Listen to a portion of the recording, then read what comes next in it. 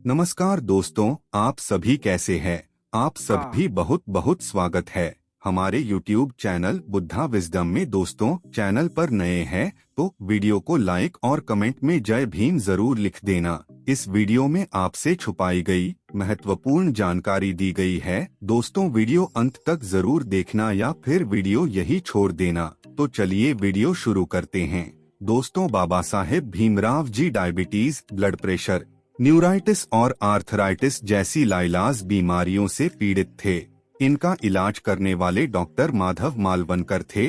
भारत के शोषितों और कमजोर के संरक्षक डॉक्टर बाबा साहेब आम्बेडकर का बीमार होना गरीबों के लिए बहुत बड़ा झटका था। अपना अस्तित्व बचाने और पढ़ाई के लिए बाबा साहेब आम्बेडकर का संघर्ष, दलितों के उत्थान के लिए उनके प्रयास और आजाद भारत के संविधान के निर्माण में उनका योगदान बहुत ही महत्वपूर्ण रहा है। उनके लिए ये सफर बहुत मुश्किल रहा था। इस पूरे सफर के दौरान बाबा साहेब कई बीमारियों से जूझते रहे। डायबिटीज के चलते उनका शरीर बेहद कमजोर हो गया था। गठिया की बीमारी के चलते वो कई रातों तक बिस्तर पर दर्द से परेशान रहते थे। आखिरी कुछ घंटों के बारे में बात करते हैं तो उनकी सेहत किस कदर बिगड़ी हुई थी। बाबा साहेब ने 6 दिसंबर की सुबह के वक्त सोते हुए आखिरी सांस ली थी। इस बात का पता लगाने की कोशिश करेंगे कि उससे एक दिन पहले यानी 5 दिसंबर को क्या हुआ था। उससे पहले हम उस आखिरी सार्वजनिक कार्यक्रम के बारे में समझने की कोशिश करेंगे जिसमें अपनी मौत से पहले बाबा साहेब ने शिरकत की थी। राज्यसभा में आखिरी दिन बाबा साहेब आम्बेडकर जी का आखिरी सार्वजनिक कार्यक्रम राज्यसभा की कार्यवाही में शिरकत करने का था। नवंबर के आखिरी 3 हफ्तों के दौरान बाबा साहेब दिल्ली से बाहर थे। 12 नवंबर को वो पटना होते हुए काठमांडू के लिए रवाना हुए थे। 14 नवंबर को काठमांडू में विश्व धर्म संसद का आयोजन हुआ था। इस सम्मेलन का उद्घाटन नेपाल के राजा महेंद्र ने किया था। नेपाल के राजा ने बाबा साहेब जी को मंच पर अपने पास बैठने को कहा था। ऐसा पहले कभी नहीं हुआ था। इसी से बौद्ध धर्म में बाबा साहेब के कद का अंदाजा हो जाता है। काठमांडू में तमाम लोगों से मिलने के बाद बाबा साहेब बहुत थक गए थे। भीमराव आम्बेडकर की पत्नी सविता आम्बेडकर, जिन्हें माई साहेब आम्बेडकर के नाम से भी जाना जाता है, माई साहेब के अनुसार भारत लौटते वक्त बाबा साहेब ने बौद्ध धर्म के तीर्थस्थलों का दौरा किया। वो नेपाल में महात्मा बुद्ध के जन्मस्थल लुम्बिनी गए। उन्होंने पटना में अशोक की मशहूर लाट भी देखी और बोध गया का दौरा भी किया। इस लंबे और थकाऊ दौरे के बाद जब बाबा साहेब 30 नवंबर को दिल्ली लौटे तो वो सफर की थकान से निढाल हो रहे थे। दिल्ली में संसद का शीतकालीन सत्र चल रहा था। हालांकि अपनी खराब सेहत के कारण बाबा साहेब जी इस सत्र में हिस्सा नहीं ले पा रहे थे, परंतु 4 दिसंबर को बाबा साहेब जी ने राज्यसभा की कार्यवाही में शामिल होने की जिद की। बाबा साहेब के साथ उनके डॉक्टर मालवनकर भी थे। उन्होंने बाबा साहेब की सेहत जांची और कहा कि अगर बाबा साहेब संसद की कार्यवाही में शामिल होना चाहते थे। 4 दिसंबर को बाबा साहेब संसद गए, राज्यसभा की कार्यवाही में हिस्सा लिया और दोपहर बाद लौट आए। लंच के बाद वो सो गए। ये बाबा साहेब का संसद का आखिरी दौरा था। मुंबई में धर्म परिवर्तन समारोह की योजना बनाया। पत्नी माई साहेब आम्बेडकर ने अपनी जीवनी में लिखा है, राज्यसभा से लौटकर बाबा साहेब ने कुछ देर आराम किया। दोपहर बाद सविता आम्बेडकर, माई साहेब ने उन्हें जगाया और चाय पिलाई। अलीपुर रोड के बंगले के लॉन में बैठकर बाबा साहेब और माई साहेब ने कुछ बातें कर रहे थे। उसी वक्त नानकचंद रत्तुआ वहां आ गए। उधर मुंबई में धर्म परिवर्तन के एक समारोह का आयोजन होना था। मुंबई के नेता चाहते थे कि बाबा साहेब मुंबई में भी नागपुर जैसा ही धर्म परिवर्तन कार्यक्रम आयोजित करें।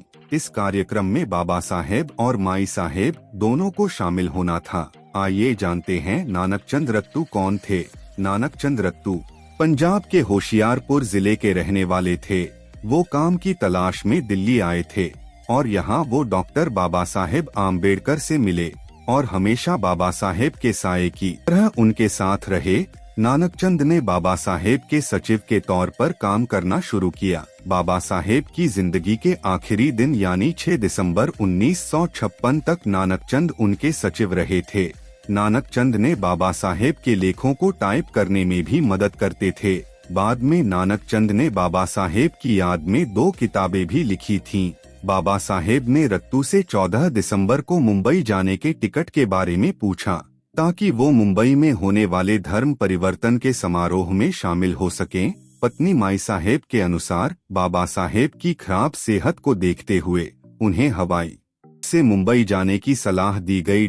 उसके बाद बाबा साहेब ने नानक चंद रत्तू से कहा कि वो विमान से उनके मुंबई जाने की व्यवस्था करें। उसके बाद बाबा साहेब काफी देर तक नानक चंद रत्तू को बोलकर कुछ लिखवाते रहे। में रात के करीब 11 बजे बाबा साहेब सोने चले गए और चूंकि रात बहुत हो चुकी थी तो नानक चंद रत्तू भी उनके बंगले में ही सो गए। बाबा साहेब की जिंदगी के आखिरी 24 घंटे निधन से एक दिन पहले यानी 5 दिसंबर को बाबा साहेब सुबह 8 बजे सोकर उठ गए थे। माई साहब चाय की ट्रे लेकर उनके कमरे में गईं और उन्हें जगाया। दोनों ने साथ ही चाय पी। इसके बाद माई साहेब ने बाबा साहेब को सुबह के रोजमर्रा के काम निपटाने में मदद करने लगी। उसके बाद वो उन्हें नाश्ता तैयार कर टेबल पर ले आईं। उसके बाद तीनों लोग यानी बाबा साहेब और डॉक्टर मालवनकर ने साथ लोग में नाश्ता किया और बाबा साहेब ने अखबार पढ़ रहे थे। उसके बाद माई साहब ने उन्हें दवाएं और इंजेक्शन दिए और फिर काम निपटाने रसोई में चली गईं। बाबा साहेब और डॉक्टर मालवनकर बरामदे में बैठकर बातें करते रहे। डॉक्टर मालवनकर कौन थे? डॉक्टर माधव मालवनकर मुंबई के एक मशहूर डॉक्टर थे। उनका क्लिनिक गिरगांव में था। वो फिजियोथेरेपी के माहिर डॉक्टर थे।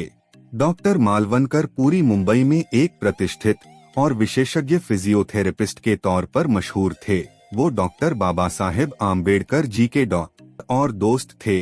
अपनी मेडिकल की पढ़ाई पूरी करने के बाद माई साहेब डॉक्टर मालवनकर की सहायक और जूनियर डॉक्टर बन गई थीं। वहीं उनकी मुलाकात बाबा साहेब से हुई थी। 5 दिसंबर 1956 के दिन करीब 12:30 बजे माई साहेब ने बाबा साहेब को लंच करने के लिए बुलाया। उस वक्त बाबा साहेब लाइब्रेरी में बैठकर पढ़ लिख रहे थे। बाबा साहेब जी उस वक्त अपनी किताब द बुद्धा एंड हिज धम्मा की प्रस्तावना लिख रहे थे।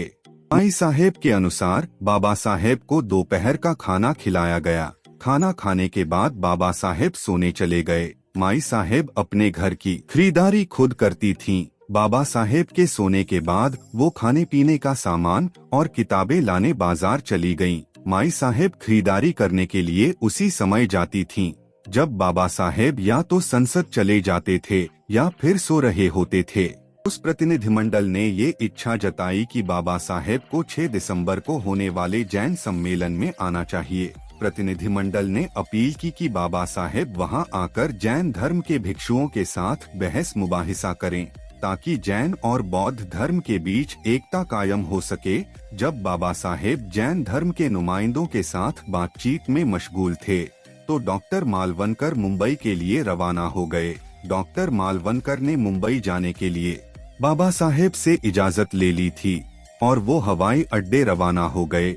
उसके बाद बाबा साहेब ने मन में ही बुद्धम शरणम गच्छामि का पाठ करना शुरू कर दिया। माई साहेब लिखती हैं कि जब भी बाबा साहेब बेहद अच्छे मूड में हुआ करते थे तो वो बुद्ध वंदना और कबीर के दोहे पढ़ा करते थे।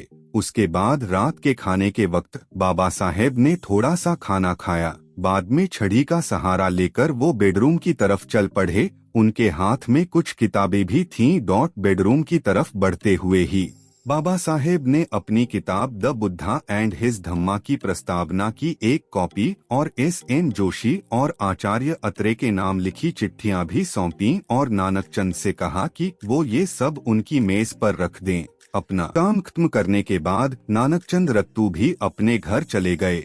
माई साहेब अपना काम निपटाने रसोई घर में चली गई। जैसा कि बाबा साहेब को देर रात तक लिखने पढ़ने की आदत थी तो सारी रात पढ़ते लिखते रहा करते थे।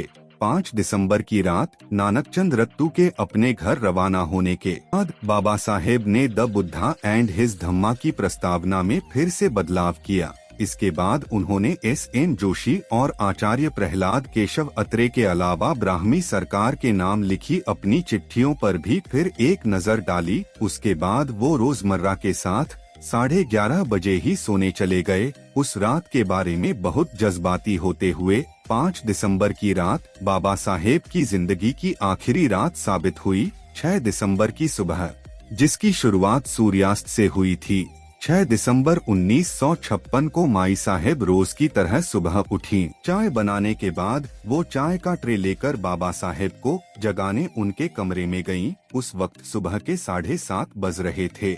माई साहेब किताब में लिखती हैं, मैं जैसे ही कमरे में दाखिल हुई तो मैंने देखा कि बाबा साहेब का एक पैर तकिए पर पड़ा था। मैंने बाबा साहेब को 2 या 3 बार आवाज दी, लेकिन उनके बदन में कोई हरकत नहीं हुई। मैंने सोचा कि वो गहरी नींद में सो रहे हैं, तो मैंने उन्हें हिलाया और उन्हें जगाने की कोशिश की और सोते हुए ही बाबा साहेब के प्राण पखेरु उड़ चुके थे।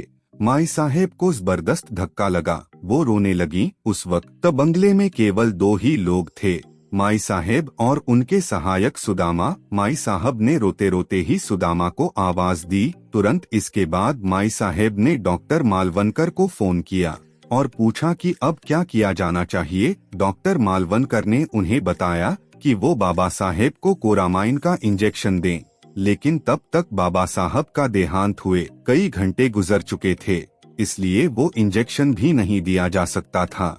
माई साहेब ने सुदामा से कहा कि वो जाकर नानकचंद रत्तू को बुला लाए। सुदामा कार लेकर गए और नानकचंद रत्तू को उनके घर से बुला लाए। उसके बाद लोगों ने बाबा साहेब के बदन की मालिश करनी शुरू कर दी। किसी ने मुंह से सांस देने की कोशिश की, लेकिन कोई तरकीब काम नहीं आई। बाबा साहेब ये दुनिया छोड़कर जा चुके थे।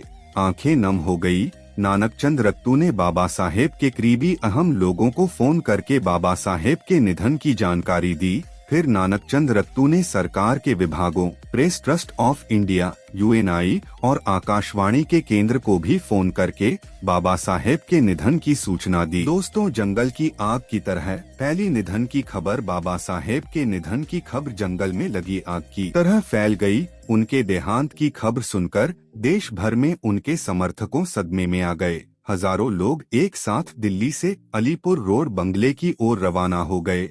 चंगदेव खैरमोड़े अपनी आत्मकथा में लिखते हैं, माई साहेब जिद कर रही थीं कि बाबा साहेब का अंतिम संस्कार सारनाथ में किया जाए। हालांकि अपनी आत्मकथा में माई साहेब ने लिखा है कि उन्होंने बाबा साहेब का अंतिम संस्कार मुंबई में करने के लिए कहा था।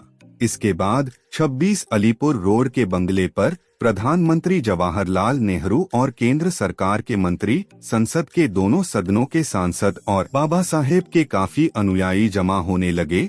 बाबा साहेब के पार्थिव शरीर को मुंबई ले जाने के लिए जगजीवन राम जी ने एक विमान की व्यवस्था की और उसके बाद बाबा साहेब का पार्थिव शरीर नागपुर होते हुए मुंबई ले जाया गया। फिर मुंबई बाबा साहेब के अभूतपूर्व अंतिम संस्कार की गवाह बनी। पूरे भारत में मातम सा छा गया। दोस्तों, वीडियो को लाइक, सब्सक्राइब जरूर करना। कमेंट बॉक्स में अपनी प्रतिक्रिया जरूर देना। फिर मिलते हैं एक नए टॉपिक के साथ। धन्यवाद दोस्तों।